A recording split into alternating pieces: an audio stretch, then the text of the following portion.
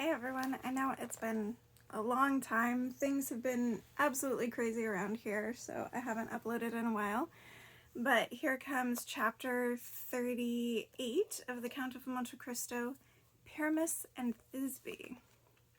Our readers must permit us to conduct them to the enclosure surrounding Monsieur de Villefort's house, and behind the gate, half hidden by wide-spreading chestnut trees, we shall find some persons of our acquaintance.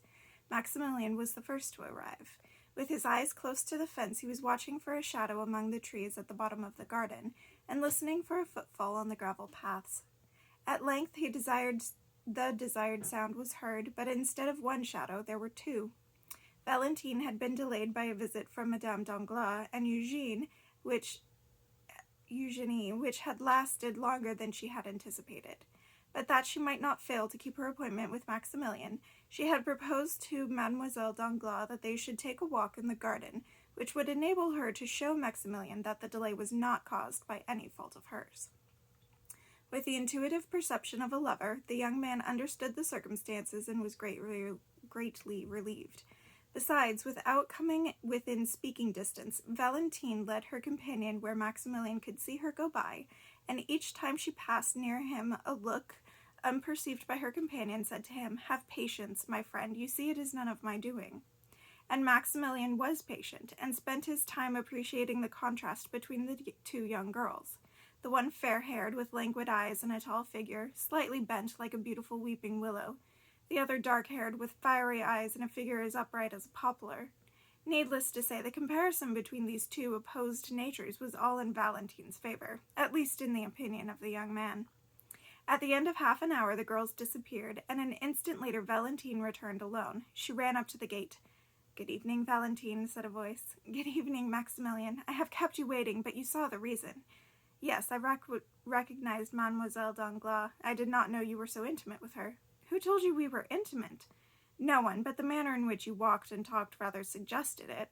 You looked like two schoolgirls exchanging confidences." "We were, in fact, exchanging confidences," returned Valentine.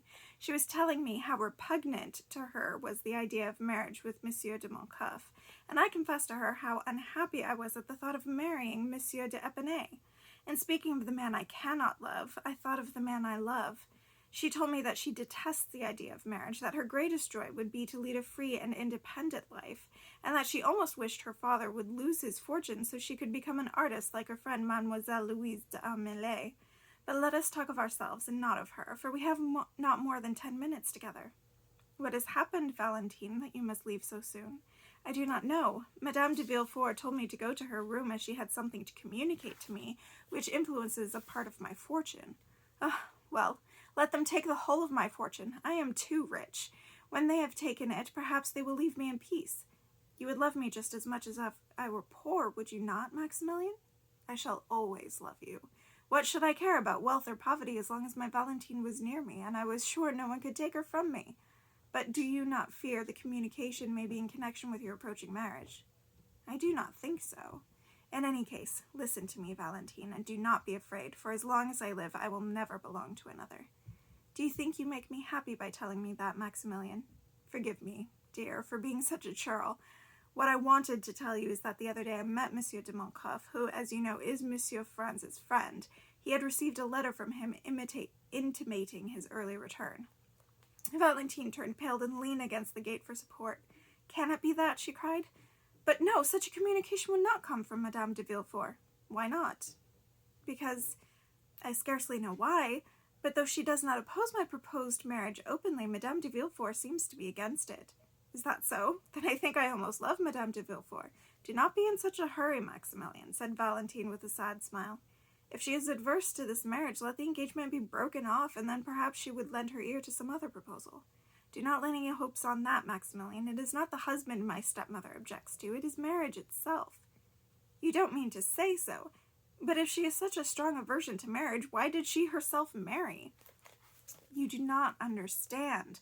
A year ago, when I spoke of entering a convent, though she felt it her duty to make certain comments, she accepted my proposal with joy. Even my father contested, at her instigation, I am sure. It was my poor grandfather that kept me back. Maximilian, you can have no idea of the expression in the eyes of the old man, who loves no one but me, and, may God forgive me if I am wrong, who is loved by no one but me. If you knew how he looked at me when he heard of my resolution, what reproach there was in those dear eyes, and despair in the uncomplaining tears that chased each other down his lifeless cheeks.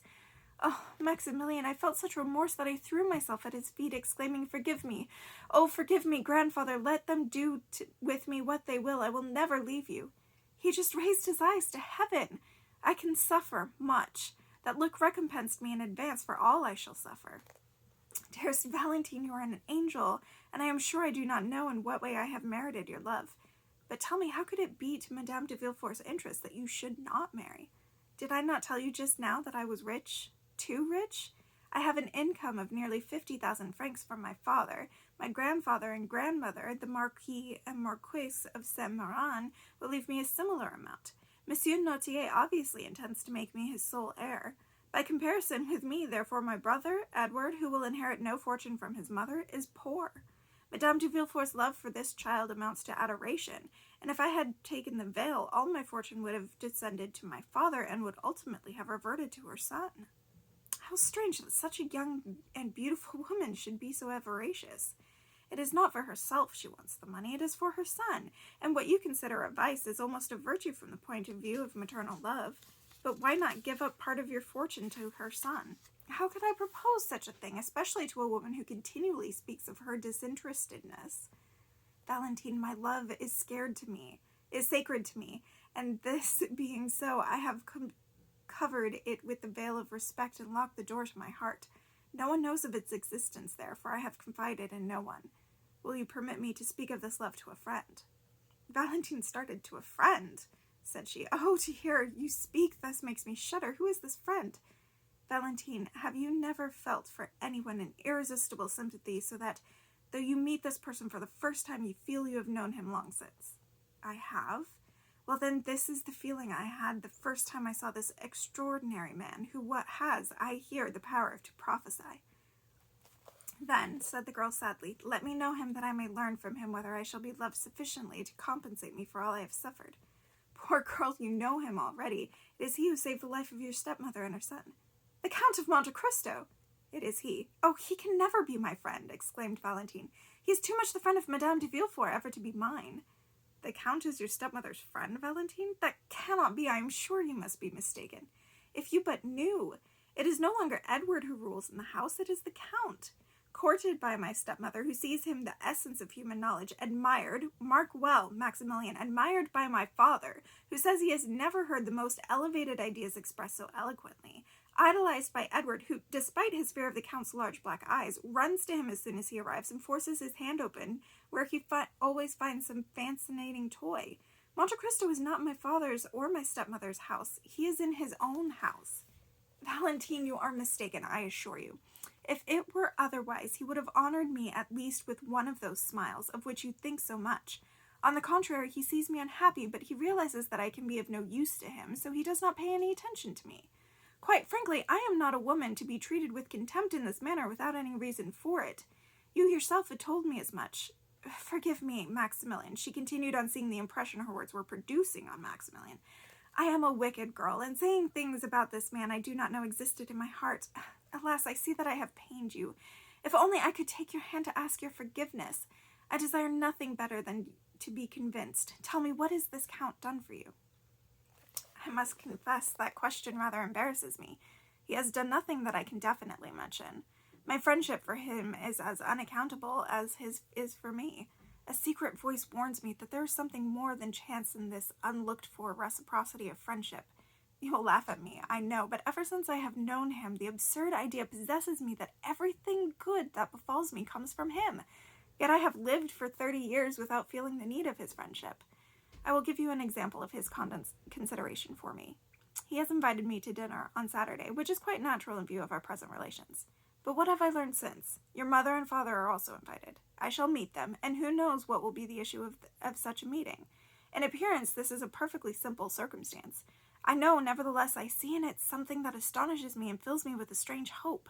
I cannot help thinking that this extraordinary man, who divines all things, has arranged this meeting with some aim in view. I assure you there are times when I try to read in his eyes whether he has not even guessed my love for you. My dear, said Valentine, I should take you for a visionary and should really fear for your reason if I were to listen to many more such arguments from you.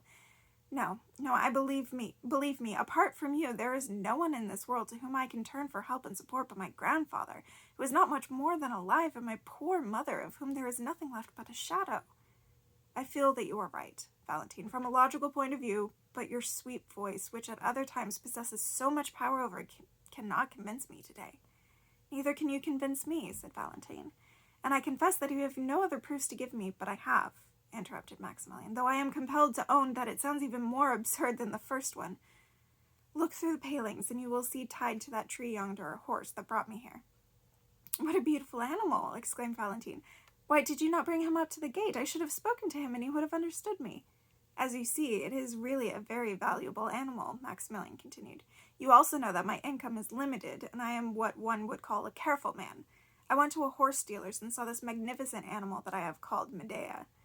On asking the price, I was told 4,500 francs. As you can imagine, I admired it no longer, but I confess I left with a heavy heart. I had a few friends at my house that evening, and they proposed a game of boulette. As we were seating ourselves at the table, the Count of Monte Cristo arrived. He took his seat, we played, and I won. I hardly dare tell you how much. It was 5,000 francs. We parted at midnight. I could contain myself no longer. I took a cab and drove to the horse dealer's, and, filled with feverish excitement, rang the bell. The man who opened the door to me must have taken me for a madman. I rushed through the stable. Oh, joy, there was Medea, calmly eating his hay. I took a saddle and bridle and put them on him. Then, placing the 4,500 francs in the astonished dealer's hand, I kept Medea back and spent the night doing the writing in the Champs-Élysées. I saw a light at the Count's window, and I seemed to see a shadow behind the curtain. Now, I am perfectly certain that the Count knew how badly I wanted that horse, and that he intentionally lost at cards so that I might win. Dearest Maximilian, you are becoming so fanciful that I verily believe you will not love me any more. A man who lives in such a world of poetry will grow weary of monotonous passion such as ours. But listen, they are calling me, do you hear? Oh, Valentine, give me your little finger through the gate that I may kiss it. Maximilian, we said we would be to each other as two voices, two shadows. As you wish, Valentine. Will it make you happy if I do as you ask? Oh, yes. Valentine jumped onto a bench and passed her whole hand, not her little finger, through the gate grating.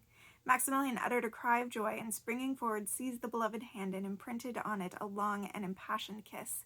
But the little hand slipped out of his almost immediately, and the young man heard his beloved running toward the house, frightened perhaps at her own sensations. All right, I will get us more chapters out soon, I promise. Thank you all for being with me this long, and I'll talk to you later. Bye.